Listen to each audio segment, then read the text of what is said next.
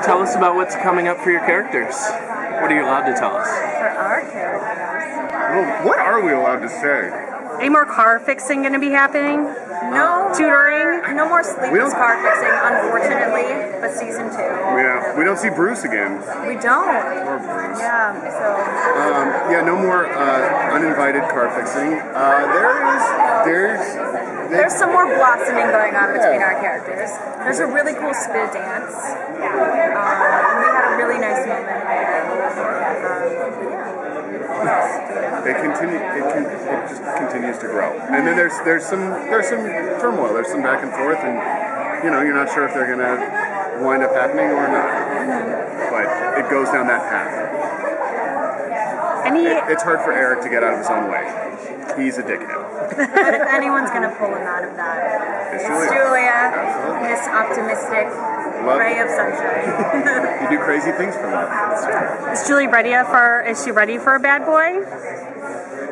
Well, I think with the blossoming of this relationship, the edge is kind of taken off of Mr. Eric, so I don't think he's necessarily... I think she penetrates the exterior and goes straight to like a little softy on the inside, so I don't think she's really dealing with a bad boy at all. Well, it's like we discussed a little bit. It's funny because our characters never had any interaction in the first 5 episodes or something like that. We didn't even have each other's phone numbers. We weren't on set together ever at the same time. Right. And there was like a big group text, and I would be like, oh, that must be MJ, the number. The random number, yeah. So, but it's kind of like because we discussed why, where they're so opposite and where these feelings come from, but that's kind of the beauty of love in a way. Like, you don't understand why you feel the way you do sometimes, and you're just kind of like, why am I? And sometimes when you fall fast. Yeah. So that's kind of what happens with these people. Do you think things might become rocky once they find out more things about each other's past?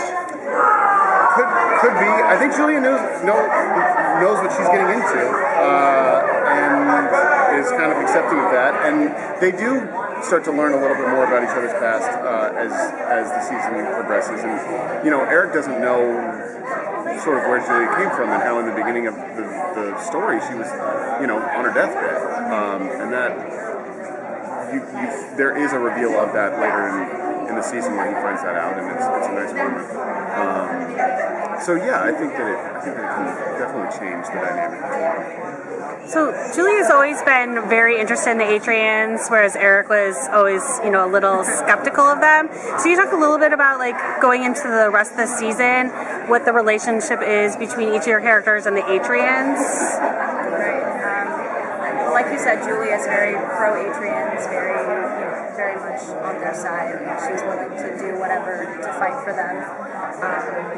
So that definitely shines in the rest of the season. I was thinking about episode 10, which they're screening, and it's funny because Julia, the entire thing is Eric kind of following Julia around like a puppy, but wait a minute, what is this thing? And come back, what about us? And Julie's going through this harrowing, near death, and she's just like, I got bigger fish to fry right now. Right. And I'm following her please, please, please, please, please, please, please. And she's almost gets killed. Right. And so... To help the Atrians. Yeah. So, yeah. So Eric's a softie, he's a romantic. He forgets about the Atrians at that point. He's just going after the girl. But she's, unfortunately, My priorities are a little different. Yes.